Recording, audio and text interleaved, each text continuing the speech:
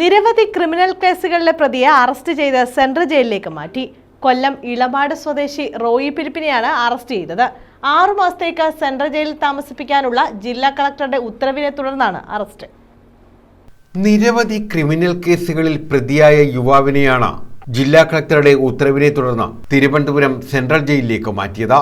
Chadayamangalam police station പരിധിയിൽ 4ഓളം വധശ്രമ കേസുകൾ ഉൾപ്പെടെ 10ഓളം ക്രിമിനൽ കേസുകളിൽ പ്രതിയായ കൊല്ലം ഇളമാട് സ്വദേശി റോയി ഫിലിപ്പിനെയാണ് അറസ്റ്റ് ചെയ്ത് സെൻട്രൽ ജയിലിലേക്ക് മാറ്റിയത്. ആയൂർ അഗമൺ ബിവറേജസ് ഔട്ട്ലെറ്റിന് സമീപത്തു നിന്നുമാണ് ഇയാളെ പിടികൂടിയത്. ചടയമംഗലം പോലീസ് സ്റ്റേഷൻ പരിധിയിലെ ഇളമാട്, അമ്പലമുക്ക്, തേവന്നൂർ, തോട്ടത്തറ എന്നിവിടങ്ങളിൽ നിരവധി അടിപിടി കേസുകളിലും വധശ്രമ കേസുകളിലും ഇയാൾ ഉൾപ്പെട്ടിരുന്നു. ഇതേ തുടർന്ന് റോയി ഫിലിപ്പിനെതിരെ സാമൂഹ്യവിരുദ്ധ പ്രവർത്തനങ്ങൾ തടയൽ നിയമപ്രകാരം കേസെടുത്തിരുന്നു. ഇതിന്റെ അടിസ്ഥാനത്തിലാണ് 6 മാസക്കാലം തിരുവനന്തപുരം സെൻട്രൽ ജയിലിൽ പാർപ്പിക്കാൻ കളക്ടർ ഉത്തരവിട്ടത്.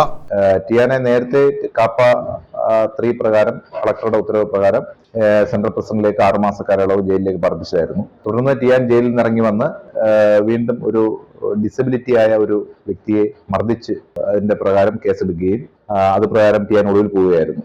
അങ്ങനെ കാപ്പ 3 പ്രകാരം ഇപ്പൊ കൊല്ലം ജില്ലാ കളക്ടർ ഉത്തരവ് പുറപ്പെടുവിക്കുകയും ടിയാനെ ഇന്നലെ രാത്രി 8 മണിയോടുകൂടി ആയൂർ ബിവറേജിന് സമയം വെച്ച് അറസ്റ്റ് ചെയ്യുകയായിരുന്നു.